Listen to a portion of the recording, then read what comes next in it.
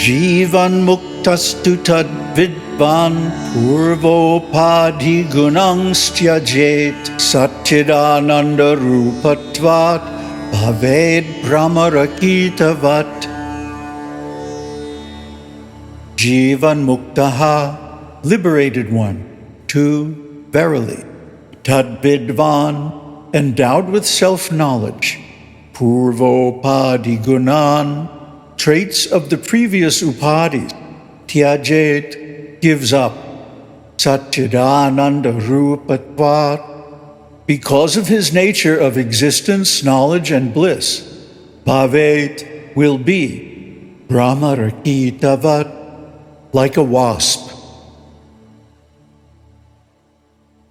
A jīvanmukta endowed with self-knowledge gives up the traits of his previous upādhis because he realizes that his nature is absolute existence-knowledge-bliss.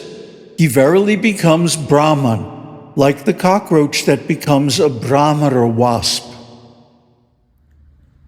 Namaste.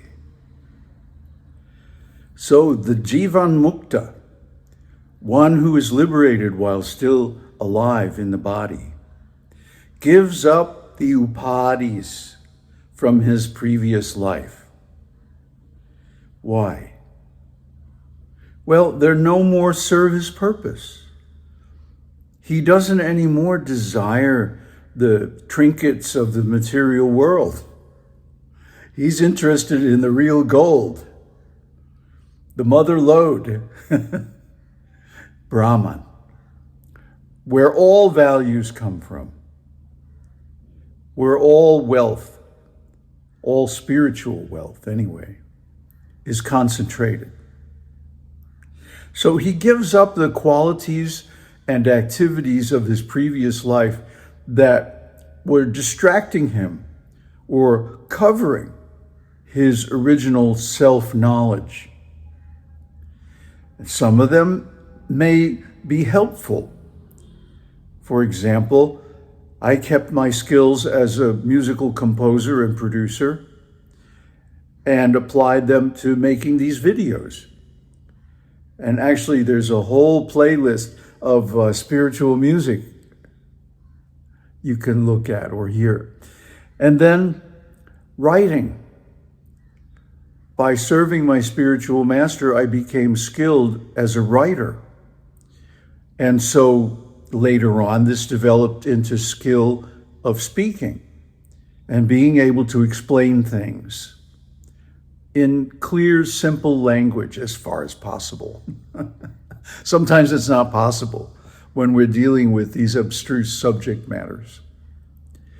But I tried to create a vocabulary that is at once simple and profound, so that these exalted concepts can be put as far as possible into ordinary language.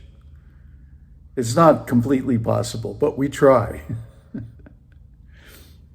Because he realizes his nature is absolute existence-knowledge-bliss. Knowledge here means consciousness.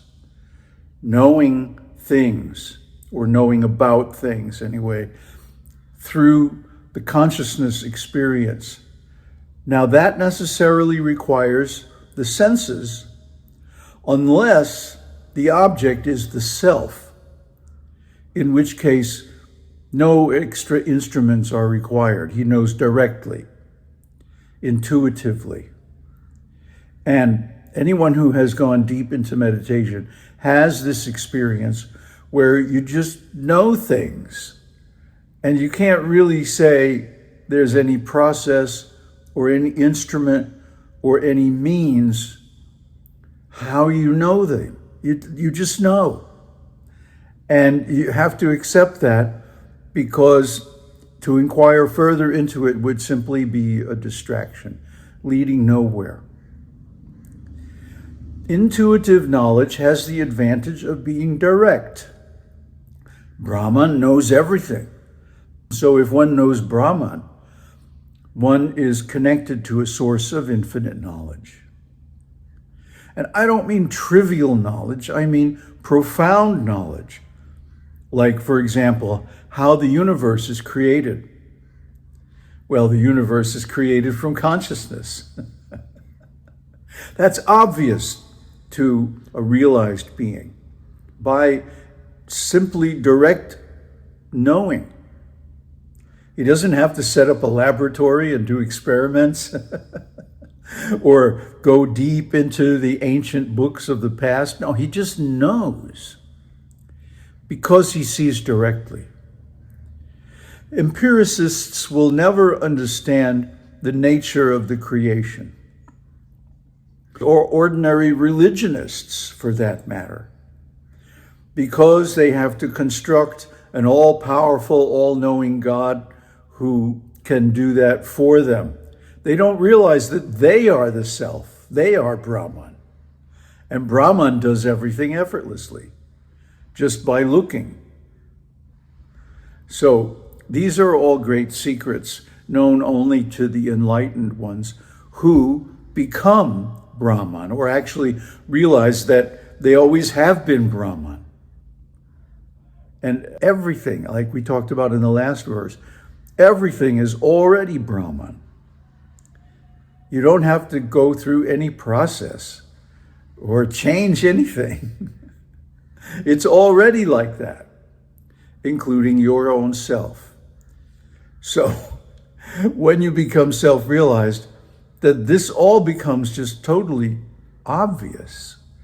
And it's hard to go back and remember how it was to need extraneous instruments and processes and logic and so forth to figure things out. No, you just know.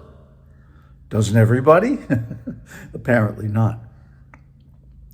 Then at the end, Shankaracharya quotes the cockroach that becomes a bhramara wasp.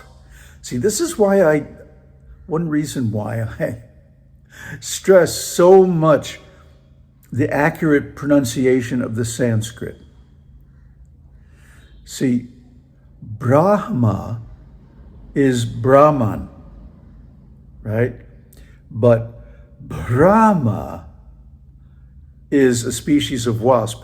It can also mean a mistake, an error. But this particular wasp, what it does is it will sting another insect, sometimes caterpillars or cockroaches or I don't know, whatever it can find, I guess. And the sting paralyzes the insect.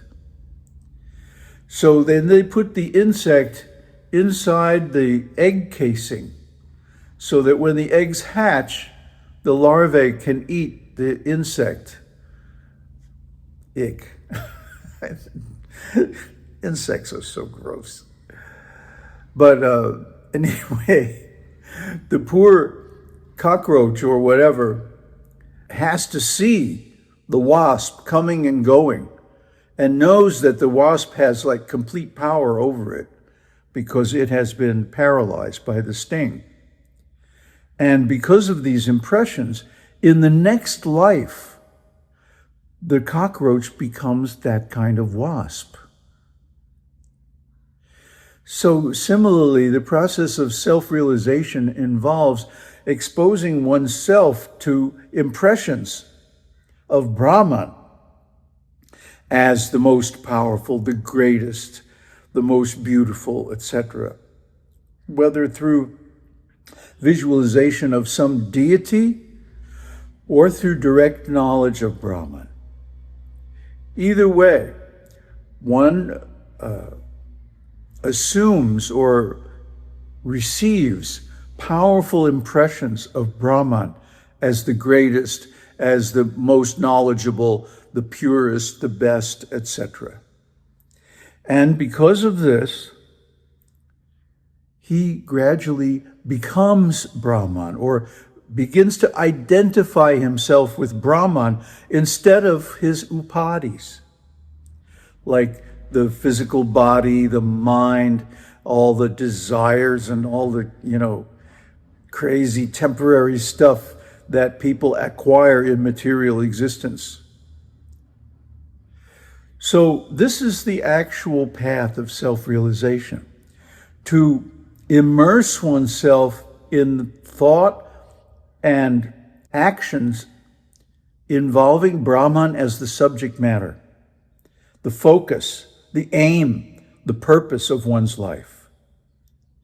And this then will remove the upādhis and supplant their ideas of identity, action, and desire, and so on, with the desire for mukti and the qualities of a realized being.